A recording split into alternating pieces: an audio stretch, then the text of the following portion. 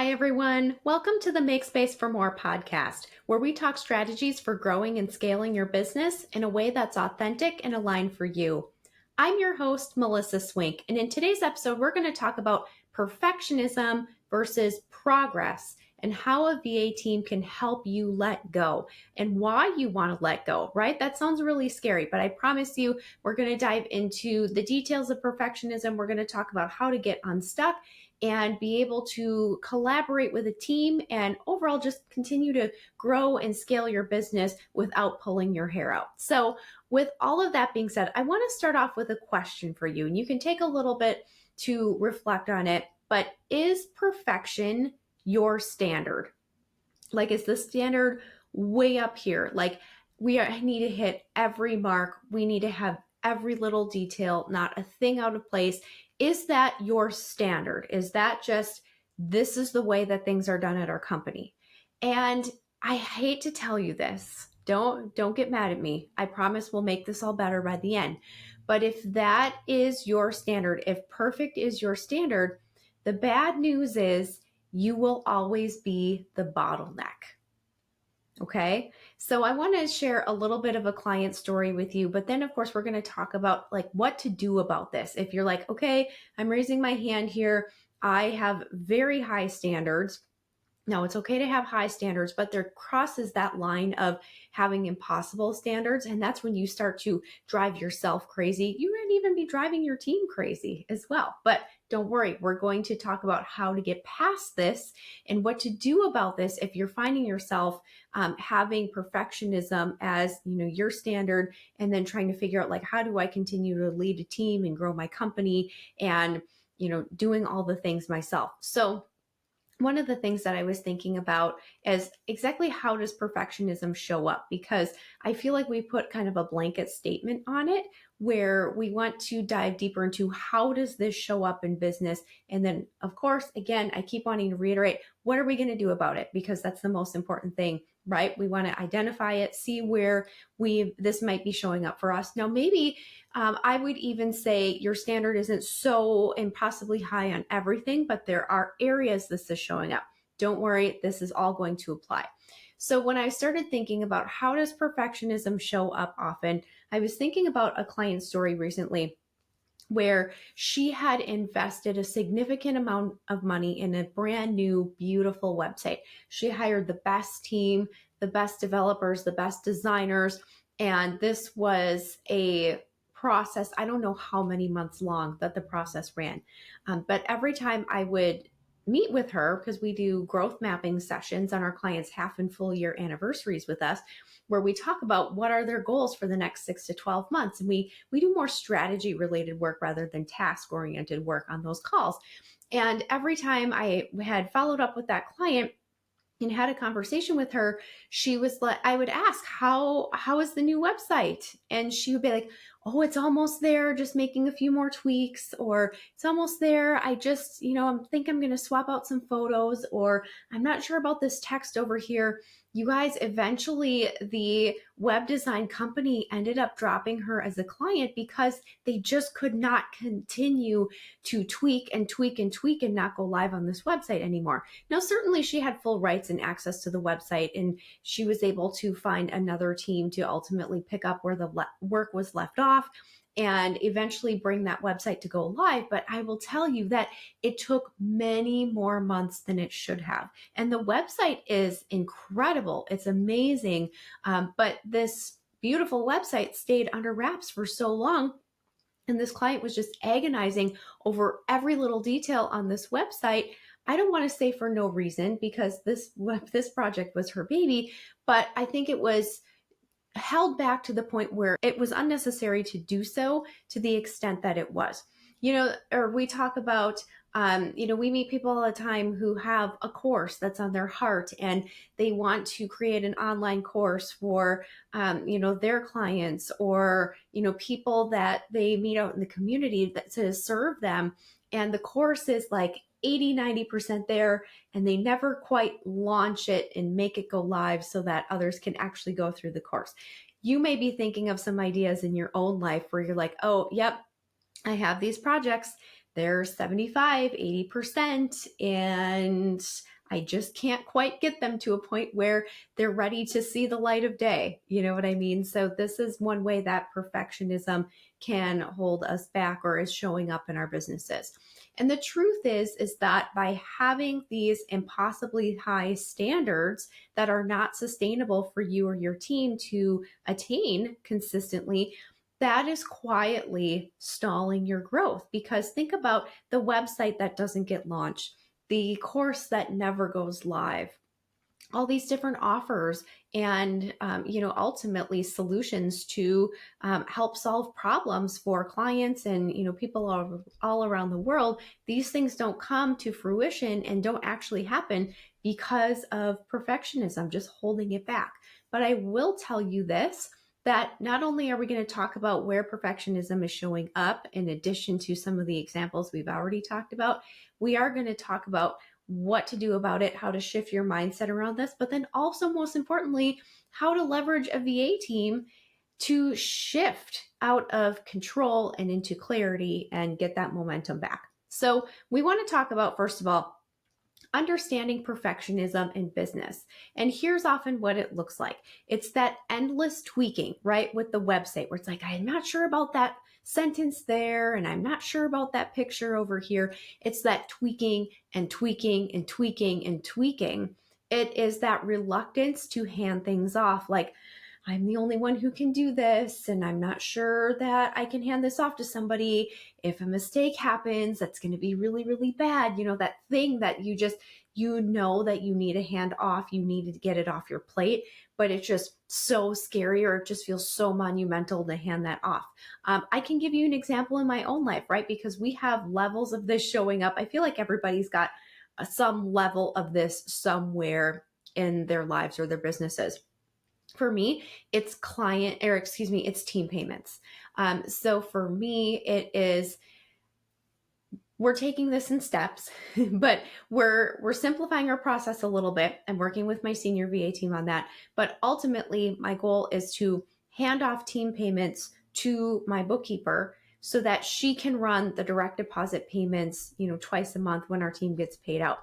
But that feels like something initially, it's like she's got to get access to our banking system. And then, what if somebody sends an invoice and it's wrong and then she pays it and then our cash flow gets screwed up, all these things, right? So it's that reluctance to hand things off. Fear of making mistakes or losing control. That definitely falls into the line of perfectionism. Now, certainly, mistakes, nobody likes to make mistakes. You don't like to make mistakes. Your clients don't like to make mistakes. Your team doesn't like to make mistakes, but we're human beings and they do happen. But when we have this extreme fear, like no mistakes can be made, that's when we start stunting our own growth a little bit. It's interesting because there are a couple of people that I can think of off the top of my head where they are the extreme opposite of having the fear of mistakes. We're like, experiment, try new things, mess it up, break the system, break the process. We can put it back together again. That's how creativity happens. That's how innovation happens. And I will tell you that they are the minority compared to the majority that I work with on a daily basis. But there are definitely times where I spend time listening to them and I just think, oh my gosh, I think maybe I'm just holding on too tight, where maybe we do just need to experiment, and you know what, the sky's not going to fall. The other thing that I think about sometimes when I'm holding on too tight personally is the reality that my team and I do administrative marketing support. Now, these are things that are important for a business in order for it to function and grow. But the reality is that this is not an emergency room. There is no one who is going to lose their life because, an invoice got paid late, or because this social media post went out at the wrong time. Now, granted, again, these are mistakes that we don't want to make, but will someone lose their life because of it? Probably not. This is not an emergency room. We are not brain surgeons. We are not curing cancer. And so sometimes I think about that. And I think about, I'm going to go ahead and call like my daredevil leaders who are like, break the system, innovate, be creative. And I just think, okay, I just need to chill out a little bit. So I'm talking to myself here just as much as I'm talking to all of you. But the thing is that perfectionism ultimately can disguise itself as having high standards. But the problem is when it starts to cross over into procrastination and ultimately self-sabotage. Maybe you have a great course that you just need to hit publish. You just need to hit send on that email. There's probably something that is just waiting in the wings and ready to be revealed for all to see. And when we hold back on doing that, we are self-sabotaging our own growth and our own expansion. And also, I would say, even being a blessing to those who would be receiving that information. So, the last thing that I want to talk about here, where perfectionism is showing up and how it may be holding you back, is that it comes with a lot of hidden costs as well. Certainly, time. Again, bringing up that client whose website sat 98% done for months and months and months. That's a whole lot of time, but that website could have been live and making her more money, right? See, SEO optimized, beautiful, like very, very modern and fresh and up to date. That didn't see the light of day for months. So that certainly can cost her a lot of time, can cost her a lot of money. That energy of holding on to something for too long. When I think about, I hate having open loops. And I notice that my stress level increases when there are too many open loops. And so when I think about, perfectionism and, just the energy of that fear of control and having all these mostly finished projects or being afraid to hand something off, all that energy just really is costly in times of how you could be feeling instead. And certainly missed momentum. If you are building something and creating something and then you start holding back because it's not quite where you want it to be, you lose that momentum. And certainly if you're working with a team, they can feel that loss of momentum as well, because we've been talking about this and we want to put this out there, and now things are just kind of sitting, like we're just kind of keeping this new program on ice, sort of a thing. So think about the hidden costs that come with perfectionism as well. So moving on from, really understanding how this is showing up and what the costs are, here are some examples where perfectionism is creating bottlenecks in your business. So on the marketing side of things, this could look like not having social media posts go live. This can look like email newsletters not going out or promotional emails not going out. This can look like launches that just continue to be delayed. This can also look like, in terms of client deliverables, editing and reviewing everything just over and over and over again. Are they going to like it? Are they going to like it? Are they going to like it? And really stressing out where, the clock is ticking, and where this even teeters to the point of maybe a potential problem with a client is if you said you were going to have their new logo design options to them on Thursday, and Thursday has come and gone, and it's Tuesday of the following week. Well, you promised the client that they would have that on Thursday, and you're still tweaking and editing and reviewing, and you're just stressing out over this, and they're thinking, is this person actually doing the work? What's going on here, right? Creating that bottleneck where client deliverables are not going out on time as promised because we keep wanting to edit and review and tweak and tweak and tweak. The other thing is internal operations. I know I'm talking a lot about, particularly on the marketing side with launches and new offers and things, but internal operations, you can also become the bottleneck here very easily as well. When you think about all the different admin tasks that need to happen in your business and throughout the course of a given day or week or month, like just even thinking about email and all the things that go into that, coordinating meetings, just all the internal stuff where if you can't let go of control and get some help in those aspects of the company, you're not able to do the bigger and better work that you're meant to do as the CEO of your company. Ultimately, if you're holding on to these types of tasks too tight, that habit is going to keep you stuck working in the business rather than on it.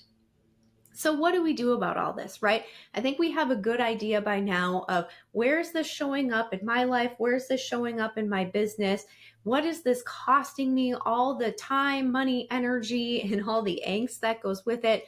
What do we do about this? And ultimately, we need to get comfortable with good enough. and we need to overcome perfection. Now, if you have a significant fear of making a mistake, I will say this: I am not a coach. I'm not a life coach. I'm not a business coach. The advice that I give tends to be very practical and actionable. I'm certainly not a therapist. I would say if you feel significant anxiety or fear around collaborating with a team or making a mistake or having, an upset client to the point where it is affecting your clarity of mind and your decision making, I would say this is probably something that you want to explore a little bit further. I'm not going to dive deep into the mindset and psychological aspects of perfectionism and how that shows up. So, for those of us who I think deal with this in elements in our business or lives or certain areas, the getting comfortable with good enough is probably going to be helpful in order to overcome this. But I do want to just, again, reiterate that for some, there might be more below the surface that we're not going to touch on during our conversation today. So when I talk about getting to a point where good enough, done is better than perfect is another way that people talk about this. First things first, we want to get clear on expectations and set them, and then allow your team to meet them. So another example, this is what done looks like. And you can even walk through and give examples of when an email is ready to go out, it should have this, it should have this, it should have this. And we need to make sure that we send a test email to ourselves and we click every link in that email to make sure that they go where they need to go and they're not broken. Maybe you have that very, very clear expectation. This is what an email looks like before it goes out. And we have done these things on this checklist to make sure that it is in fact ready to go. So setting that clear expectation and then handing that off to your team and giving them full ownership of that work. Now, certainly if a mistake happens or, if you're finding that the process isn't working so well, you can absolutely revisit it. Okay. But we need to set those expectations. That's the first step with getting to a point of good enough. Here are my expectations before an email newsletter goes out, for example. Another example of getting comfortable with good enough can look like having checkpoints throughout a project where your review comes into play, because that will keep you away from, first of all, doing the whole project yourself or micromanaging the project where you are reviewing everything at every stage throughout the whole process. Maybe there's a point where when we have all of these drafted, maybe we have all of these social media posts drafted and all these communications drafted, and before it goes out to the client and after our team has done their internal reviews, maybe like me, I'm going to review it before it goes off to the client for their approval.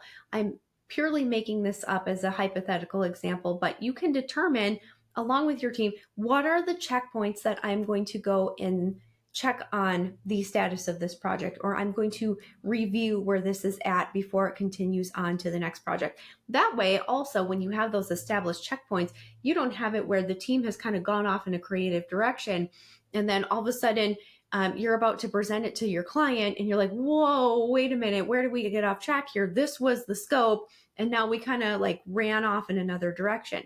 That is a true story. I do have a client who has a full marketing team, and they work with some pretty high level clientele. And sometimes, she has a vision for what the project is going to look like or what the scope is going to look like. And then she has very talented people on her team, and they might have a completely different vision. And then pretty soon, like if my client doesn't check in at certain stages, all of a sudden finished product is completely different than what she had in her mind. So having those checkpoints established rather than micromanaging the entire process, or worse yet, doing the whole thing yourself, is a great happy medium to put into place. And also think about it this way: small improvements are better than delayed execution. Again, staying in momentum. So for the example with my client who was scared to death of launching her new website, she very easily could have launched that website. And then, after a couple of weeks that it was live, maybe she's like, you know what? I think I want to swap out this photo here. Or, you know what? I think we want to reword that sentence over here. It's easy to make those kinds of changes and have them go live and just keep updating the website. I don't know very many people whose websites are set it and forget it, right? My website's being updated all the time. We have, certainly new podcast episodes and blog posts going up there, but we're adding team members or we're modifying our service offerings. Like there's always more to be done, right? So why don't we just continue to work and refine with a living, breathing website rather than something that just is staying hush hush behind the scenes? So again, making those small tweaks but not letting those small tweaks hold anything back is the differentiator there. So lastly, we talked about understanding perfectionism, where it's creating bottlenecks, what this is costing you, and some of the things that we can do to start to step away from that perfectionism mindset and those behaviors is also how a VA team can help you let go. Because a good VA team is going to bring structure, they're going to bring consistency, and they're going to bring accountability to your business, the project, to your working relationship with your client in so many different aspects. So one of the things that I want to have you think about is get your team involved with implementation. Here's the project or here's the task. I need them to take action on it. I need them to implement this. And you can continue to refine and implement and refine. This is a repeatable process. Again, I use that example of launch the website. It is 98% there. It looks great. There are no glaring errors. There are no link issues. The forms are all working properly. Let's launch it. Okay. And then we can continue to improve upon it and, make an update. The same thing goes for working with a team. You can launch your course that has been on your heart and in the works for years for, for some people. You can launch that. And then maybe you're like, you know what? I'm finding that the people going through this course have a lot of questions on this module over here. I'm going to have my team help me improve that module. And then we're going to make some changes to it.